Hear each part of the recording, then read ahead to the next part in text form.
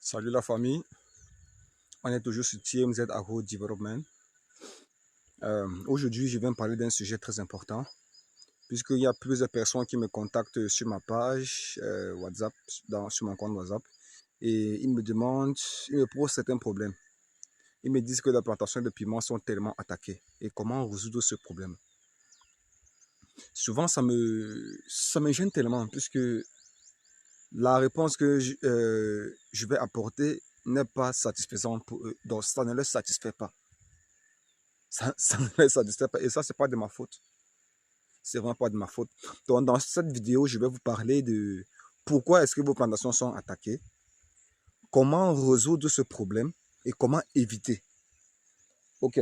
Mais avant de continuer, abonne-toi à la page, abonne-toi à ma chaîne YouTube, abonne-toi à mon compte TikTok, TMZ Agro Development. Sur YouTube, c'est Agro Development TV. Donc, abonne-toi et mets un pouce, mets un commentaire. Bon, avant de commencer, on doit savoir quelque chose. Il y a deux types de maladies qui nuisent nos plants de pistier. Deux types de maladies. Et ça, c'est à prendre très au sérieux. Très au sérieux. Il y a les maladies fongiques, il y a des maladies virales. La maladie fongique peut se traiter très facilement avec des fongicides. Donc, on applique des fongicides et bon, la plante retrouve la santé. C'est un peu comme lorsque vous avez du paludisme, désolé, on vous met sur traitement. Bon, en fait, on vous donne des médicaments et au bout de 3 jours, vous retrouvez la santé. Maintenant aussi, il y a des maladies virales.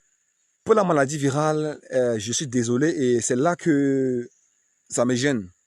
Puisque lorsqu'une personne m'envoie des photos ou alors des vidéos de la plantation ou alors de ses plants de pistier, je me rends compte que c'est une maladie virale et il n'y a rien à faire. Parce que quand c'est une maladie virale, il n'y a pas de solution. Il n'y a pas de solution fongique. Tu appliques un fongicide, rien. Tu appliques un nématicide, rien. Tu appliques un insecticide, rien. Donc, un acaricide, rien. Tout ce que tu vas appliquer, ça ne va pas marcher. Puisque la plante, puisque c'est déjà dans le sang. Bon, en fait, pas dans le sang, mais c'est déjà dans la plante, en fait. Ça circule dans la plante. Tout ce qu'il y a à faire là maintenant, c'est d'éliminer tous les plants infectés. C'est un peu lorsque, comme chez les hommes, quand une personne a le VIH-Sida, il n'y a pas de solution, n'est-ce pas? Bon, selon ce qu'on dit, il n'y a pas de médicament qui va guérir la personne. Ce qu'on fait, c'est qu'on met la personne sur médicament pour réduire la charge virale.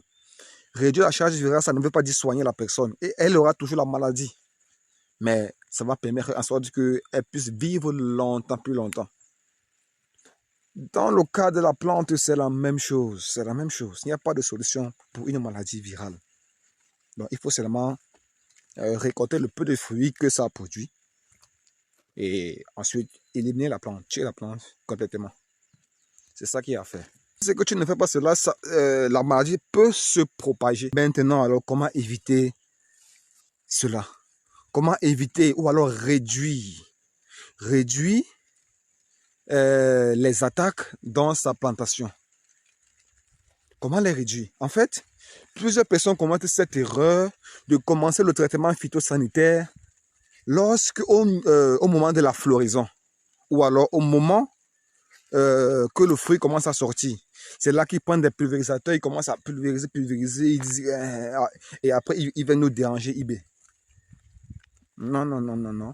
Puisque ce qui apporte majoritairement les maladies dans vos plantations, ce sont des insectes. Les mouches là, les insectes là, les moustiques là, les criquets et autres là.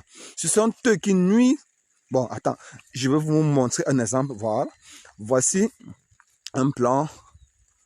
Regardez ici. Voici par exemple une attaque.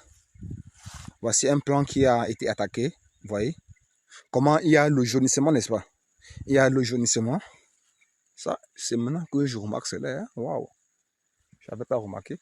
Mais bon, vous voyez le jaunissement ici, n'est-ce pas? le jaunissement. Et voyez même comment les fruits sont. Regardez comment les fruits sont. Même les fruits se sont ramollis. Vous voyez, non? Ça... Vraiment, les dieux. Les fruits se sont ramollis. Ils sont devenus tout petits. Regardez, tout petits, tout petits, tout petits. Et parce qu'on n'a pas éliminé ceci, le deuxième aussi a été... Vous voyez, oh là là là là. Vous voyez le deuxième. Donc, tout ce que je vous expliquerai là, voici un exemple palpable. Regardez. Le deuxième.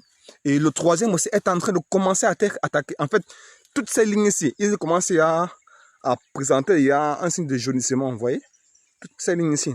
Ça veut dire quoi? Qu'est-ce qu'on doit maintenant faire? C'est éliminer tout sur ces rangées, sur tous les plants malades. On doit les éliminer. On doit les éliminer. Sinon, toute cette vague-ci, toutes ces portions-ci sera aussi infectée. En fait, c'est ça.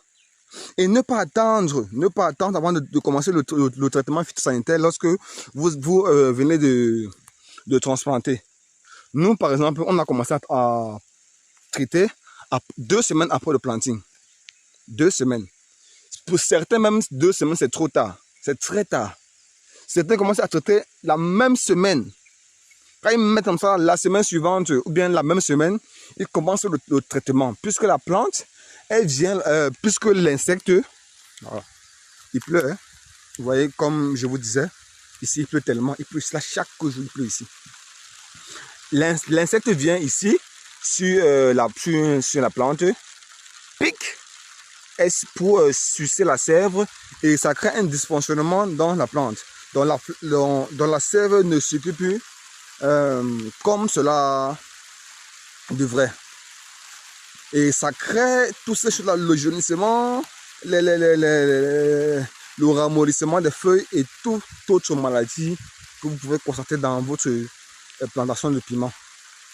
Donc c'est ça les gars, c'est ça, c'est le traitement. Lorsque on fait une plantation de piment, on n'est pas paresseux, parce que si tu es paresseux et si tu es chiche dans le traitement, acheter les produits phyto, mon ami, tu vas économiser l'argent, mais tu vas perdre beaucoup dans ta plantation. Tu vas perdre, ne soyez pas chiche. Traitez-moi le champ chaque semaine. Ah. Chaque semaine, traitez-moi le champ de piment, le champ de poivron, le champ de ceci, mais cela. Les cultures maraîchères, on ne blague pas avec. Si tu blagues avec, tu vas tout perdre. Oui, c'est ça. Si par exemple, tu devais avoir 50 tonnes à l'hectare, tu vas te retrouver à avoir peut-être 10 tonnes à l'hectare. Et tu vas dire, lorsque tu verras des gens qui ont 50 tonnes, tu vas dire, non, ils mentent. Ils mentent. Donc c'est ça, moi je dois fuir la pluie, puisqu'il pleut déjà tellement ici. Bon les gars, je vous laisse. Rendez-vous pour une prochaine vidéo. Ciao.